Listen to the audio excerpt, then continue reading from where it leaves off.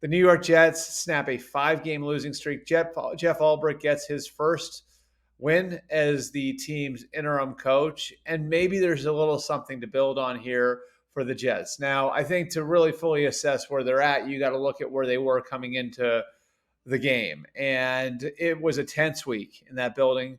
Over the last couple of days, a lot of people felt like they were walking around on eggshells. That was a bad loss on Sunday to the New England Patriots.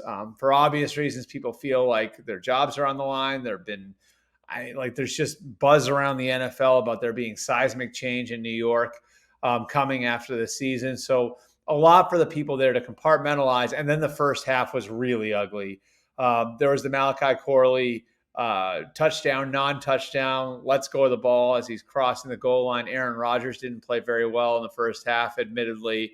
And it really felt like this season for the Jets, this season that they put so much into and that they'd invested so much in, really was on the brink. And there was a ton on the line as they came out of the locker room down 7-0 against a Houston Texas team that's pretty damn good.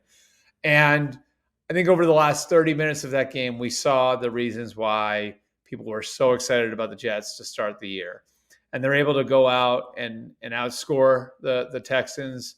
I believe it was 21-6 over the final 30 minutes of that game, and do it in a way that really highlighted the sorts of players that they have, and in a number of different ways. Aaron Rodgers played better. I'd say probably not his best football of the year. That was probably the first Thursday night game they played, how well he played against New England, but some of the best football that he's played all year there in the second half.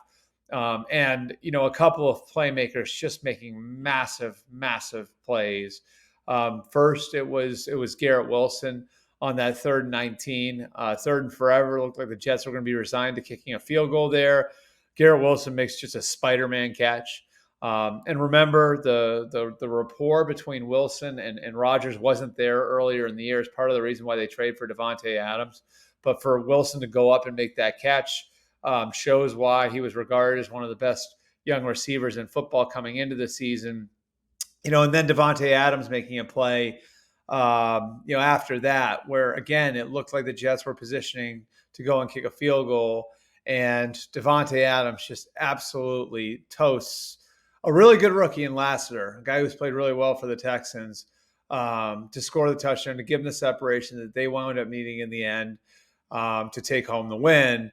And then on the other side of the ball, you'd be remiss if you didn't mention the defensive line and the job that the guys up front did, and Quinnen Williams' dominance, and Hassan Reddick coming in and making a difference, and Clemens, making a big play.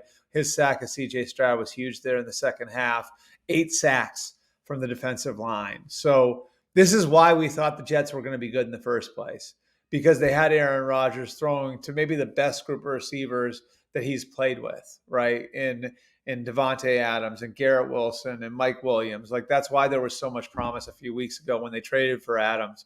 And because of the defensive line and the group that they had up front, they came into the year, and I know Jermaine Johnson's down now, but they came into the year with 8 former first-round picks in that defensive line group. And we certainly saw the talent there and the way they were able to dominate the Texans up front and really get C.J. Stroud off of his game. So there's something to build on there. Now they're 3-6. The schedule is not as tough from here on out.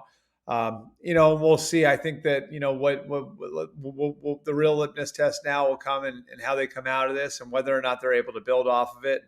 And, they've got, some nice runway now and coming off the mini bye, but they are going to Arizona next. So it's another cross-country trip against a really, really competitive Arizona team that's playing great ball right now, that's in first place in the NFC West, albeit in a tie. I think this is going to be a tremendous test for the Jets. And they do get some rest now, which is great, because this is a team that's played 2 Monday night games, that's played 2 Thursday night games, that traveled to London, that really got screwed by the schedule makers. Now they come out of this and they have a chance now to build some momentum. We'll see what happens, but a great way to come out of a tense week and come out of a really bad start to the game on Thursday night, to be able to put their foot in the ground and turn things around the way that they did, I thought was really, really impressive.